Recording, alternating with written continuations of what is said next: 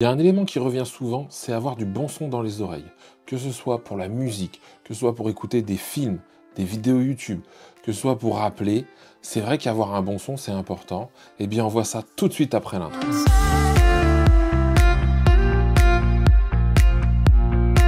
Bonjour et bienvenue sur la chaîne Les Tests de Cyril. Ici, on parle de tech, audio, photo, vidéo, d'Apple aussi. Aujourd'hui, la lumière est rouge, donc on va parler d'audio. Alors, l'audio, il y a plein de formes, il y a des micros, des interfaces, il y a pour le podcast, il y a des casques. Eh bien, moi, aujourd'hui, je vais vous parler d'écouteurs. C'est pas la première fois que je vais vous en parler, j'avais déjà fait pas mal d'écouteurs, et il y a une marque qui revient fréquemment, c'est un partenaire de choix de la chaîne, c'est la marque Soundpeats. Et Soundpeats m'a envoyé une de leurs dernières nouveautés, les Capsule 3 Pro Plus. Alors, ce sont des écouteurs qui se veulent assez haut de gamme chez Soundpeats. Déjà parce que ça permet normalement du high-res, du LDAC aussi. Les deux sont ici, les deux sont indiqués, deux codecs et des définitions donc en format audio assez important. Alors moi, je le dis tout de suite, je vais être très limité parce que je vais l'écouter avec mon smartphone. Et si j'écoute avec mon smartphone et c'est un Apple, eh bien là, tout de suite, je vais être limité à de la basse résolution parce que je vais être soit en AAC, soit en SBC. Peut-être que si vous avez un téléphone ou un baladeur numérique qui vous permet d'envoyer ces codecs en Bluetooth, eh bien, vous serez largement au-dessus de moi en qualité. Moi, je vais vous donner mon ressenti par rapport à ce que j'entends. On va voir, peut-être que je vais aller un peu dehors pour voir aussi un petit peu l'annulation de bruit, passer un ou deux appels, vous faire un retour là-dessus. On va regarder tout ça. Au niveau des caractéristiques, je fais rapide, du Bluetooth 5.3, une réponse en fréquence qui va de 20 Hz à 40 000 kHz, donc bien au-dessus de ce qui est audible, mais normalement pour les harmoniques ça fonctionne mieux. Une portée de 10 mètres, 6,5 heures sur une seule charge et ça monte à 43 heures en global si on utilise le boîtier. À l'intérieur des drivers, c'est comme les haut-parleurs, des drivers de 12 mm, donc c'est tout petit, mais c'est normal, ce sont des intra-auriculaires, et également une réduction de bruit active. Voilà, je crois que j'ai fait à peu près le tour des principales caractéristiques. Maintenant, on déballe. Alors, je voulais déballer avec la vue du dessus, mais je me suis dit, la vue du dessus, c'est bien quand les produits sont quand même d'une certaine taille. Là, ce que je vais faire, c'est que je vais vous les mettre devant vous, et vous allez voir comment ça se passe. Donc, comme à chaque fois, petit disclaimer, je remercie la marque de m'avoir fourni le produit pour ce test. Ils ne voient pas la vidéo avant, ils ne m'ont pas dit quoi dire, et maintenant, on continue dans cette vidéo. Alors, au niveau de l'unboxing, bon, déjà, un beau petit packaging, là-dessus, on a l'habitude. Un packaging quand même un peu plus haut de gamme que les autres, je tiens à le dire, regardez, hop, là, vous voyez, ça fait petit écrin, un peu comme un bijou, un truc comme ça, donc ça, c'est plutôt pas mal. Sur le dessus, ici, la partie haute, eh bien, j'ai une boîte. Alors, dans cette boîte, on va regarder ce qu'on trouve, mais normalement du classique, c'est-à-dire un câble USB-C vers USB-A, très très court, vraiment très court, une notice d'utilisation, peut-être à regarder parce que pour avoir les gestes pour augmenter, diminuer le son, mettre en pause, reprendre, décrocher un appel, et les petits bouchons, d'accord, d'oreille. Et ensuite, nous avons cette partie-là. Alors, cette partie-là, la voici, la voilà, c'est bien, comme d'habitude, emballé, bien protégé. Alors, par rapport à ce que j'utilise d'habitude, là, il y a un petit côté où c'est pas plastique lisse, c'est un plastique un peu plus velouté, on va dire, et c'est pas désagréable. Ça reste très léger, un peu plus lourd quand même que ce que j'ai d'habitude, mais c'est vraiment joli. Moi, ce que j'aime bien déjà, c'est la couleur, là, ça fait vraiment classe. Ils sont assez imposants par rapport à ce que j'ai eu d'habitude. J'avoue que ceux-là sont assez imposants.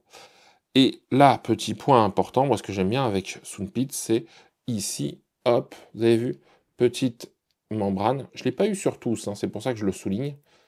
Petite membrane en plastique pour protéger les contacteurs et également, pour protéger le produit. Donc j'ai enlevé ça sur les deux. Voici à quoi ressemble l'écouteur, ou les écouteurs plutôt, voilà. C'est quand même très très beau. Et sérieusement, ça fait sérieux, avec les petites grilles dorées sur le dessus. C'est vraiment pas mal du tout. En tout cas, c'est très joli, c'est très propre. Alors moi, il va falloir que je change les bouchons pour être mieux isolé. Donc souvent, c'est la même chose. Il y a du S, du M et du L. Moi, je vais plutôt sur le L. Alors, j'ai fait le premier changement, je vous montre. C'est plutôt agréable parce que cette partie-là, elle est assez rigide. Donc, ça fait quelque chose qui est assez facile à mettre dans l'embout. Donc ça marche bien. Bon, voilà, c'est ce que je disais, c'est du M qui est fourni d'office. Donc je vous le montre aussi, il y a une petite grille ici, hop, sur cette partie-là, vous voyez, il y a une petite grille dorée. C'est très bien fini, qui reprend bien le code couleur hein, de l'écouteur et donc de l'ensemble. L'isolation passive est beaucoup mieux, hein, donc faites attention à ça, choisissez bien. Parfois, on n'a pas non plus la même taille d'oreille, hein, d'accord, de conduit auditif, que ce soit à gauche ou à droite. Donc parfois, on met un M d'un côté, un L de l'autre, ou un M et un S. Enfin, voilà, à vous de voir, testez, regardez. Portez même une journée avec des écouteurs, faites attention que ça tienne bien. Bon, le port, voilà, toujours agréable, hein, ça, j'ai jamais eu rien à dire avec SoundPitch. Toujours été agréable de le porter. Bien évidemment, je ne l'ai pas dit, hein, mais sur le boîtier de recharge ici, c'est de l'USB-C. Et juste à côté, il y a un petit bouton, hop, pour l'appairage. Donc l'appairage, c'est un peu toujours de la même façon. Hein. On va se mettre sur Bluetooth. On laisse le boîtier ouvert. J'appuie, je laisse ouvert, j'appuie un moment. La LED, hop, devant, était verte, elle est passée blanche. Et hop, c'est appairé. Ils sont bien repérés. Hop, moi, petit test musique direct. Hein. Donc pas d'équaliseur, rien là. Hein. J'ai juste fait tout de suite mon premier test. À 50%, c'est pas mal du tout déjà. Hein. Quand je dis c'est pas mal du tout, c'est que là, je sens déjà les basses arriver. Donc là, il est vraiment pas poussé, mais ça peut être très intéressant. J'ai pas eu ça sur les autres modèles comme ça, en tout cas au niveau des écouteurs de chez SoundPitch. Et la grosse force avec SoundPitch et d'autres marques, hein, mais c'est qu'il y ait une application SoundPitch Capsule 3 Pro Plus, c'est dans Ajouter. Hein. Là, je suis en ordinaire. À chaque fois que je fais un changement, j'ai une indication, Pass-Through, Normal Mode. Donc voilà ce que ça donne quand c'est appairé. Donc là, vous avez les différents modes. Hein. Désactiver les touches tactiles, si on veut enlever le tactile. Mode jeu. Fonction de connexion multipoint, ça on va tester. Commande tactile personnalisée et les différents modes. Ok. Bien évidemment, je peux passer à l'équaliseur avec un équaliseur adaptatif, des prédéfinis et également personnaliser l'équaliseur. Si vous regardez bien, j'en ai 9 prédéfinis. On va faire un équaliseur adaptatif pour voir un petit peu. Il met des fréquences et on écoute ce que ça donne à chaque fois. Alors, je ne suis pas obligé d'utiliser l'équaliseur adaptatif. Hein, je peux utiliser bien évidemment une autre partie. Je vérifie s'il y a une mise à jour potentielle. Donc toujours faire ça, hein, sortie de boîte, moi le conseil c'est de vérifier les mises à jour, que ce soit pour des écouteurs, pour toute autre chose. J'aurais bien aimé une petite note qui vient nous expliquer ce qui va être amélioré avec cette mise à jour, ça c'est vraiment intéressant, ça peut être juste des petites corrections de bugs, mais ça peut avoir aussi des améliorations peut-être plus directes pour l'utilisateur. Et donc on en revient au menu initial, donc il n'y a pas de changement. Alors là vous voyez, hein, il y a tous ceux que j'ai pu tester de chez SoundPitch. Alors ça fonctionne bien, vous avez vu, ça s'appaire vite, ça est reconnu, des mises à jour, etc. L'équaliseur adaptatif. Franchement, à chaque fois, j'ai jamais eu de surprise avec SoundPitch à ce niveau-là, donc ça, c'est plutôt chouette. Bon, écoutez, plutôt que de faire long et que vous entendiez pas, moi, je vais aller en extérieur, je vais tester la réduction de bruit, je vais tester le tactile, je vais tester pas mal de choses, et puis on se retrouve après pour vous faire un retour et une conclusion sur ces capsules 3 Pro Plus de chez SoundPitch. Alors, on va conclure sur les SoundPitch Capsule 3 Pro Plus. Il y a vraiment pas mal de choses à dire. La première, c'est que ce sont des beaux écouteurs, c'est qualitatif, le plastique et tout est vraiment pas mal, hein, je le dis. Ça fonctionne bien, c'est joli, c'est sobre, ça fait même un peu classe. Les petites tiges sont assez épaisses, moi j'aime bien, et c'est pas trop lourd non plus, donc ça c'est top. Alors au niveau du son, franchement, les basses sont bonnes, sont présentes, là-dessus il n'y a rien à dire. Les médiums, les aigus, ça va, c'est très correct, c'est bon même, donc là-dessus, pareil, pas grand-chose à redire. Je l'ai testé en appel. Les personnes m'entendaient bien, trouvaient pas le son trop pourri, donc par rapport à d'autres écouteurs, peut-être que c'est mieux, d'accord? Moi, je vais vous mettre un petit passage que j'ai enregistré en vidéo, mais pas sûr que ce soit très représentatif de ceux des appels. Mais pareil, c'était un peu meilleur. Maintenant, je suis en extérieur, c'est pas la folie non plus. Alors, je fais un test micro pour voir un peu comment ça sonne en extérieur. J'enregistre avec l'application. Désolé, hein, c'est avec l'iPhone. C'est pas la meilleure qualité possible. Au niveau de l'isolation du bruit, eh bien franchement, je l'ai testé, vous voyez là, je marche dehors. Alors, je suis allé dans une gare, mais il n'y avait pas de train quand j'ai sorti le téléphone pour filmer, mais il y en a un qui est passé.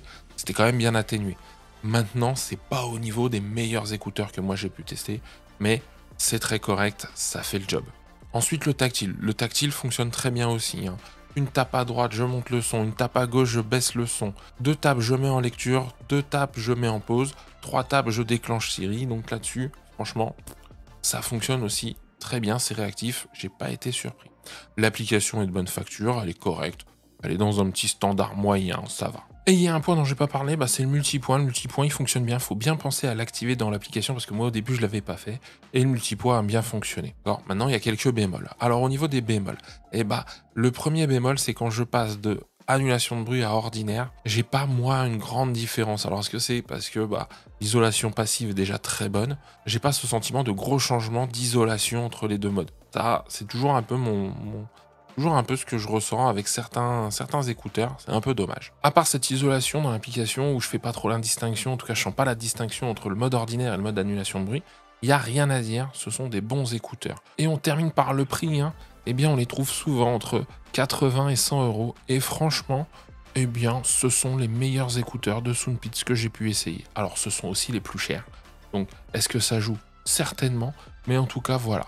Je peux les recommander parce que le son est bon, parce que ça fonctionne bien. Maintenant, comme à chaque fois avec le son, le mieux c'est de se faire sa propre idée, hein. Donc si ce type d'écouteurs peut vous intéresser, je peux que vous inviter à les tester. Et si c'est pas les écouteurs qui vous intéressent le plus, les intras ça vous plaît pas, je vous mets le casque Space de Soundpeats qui est à peu près dans la même gamme de prix, c'est-à-dire 80 euros, que j'avais trouvé très correct aussi. Moi je vous donne rendez-vous très bientôt pour un nouveau test, et d'ici là, prenez soin de vous.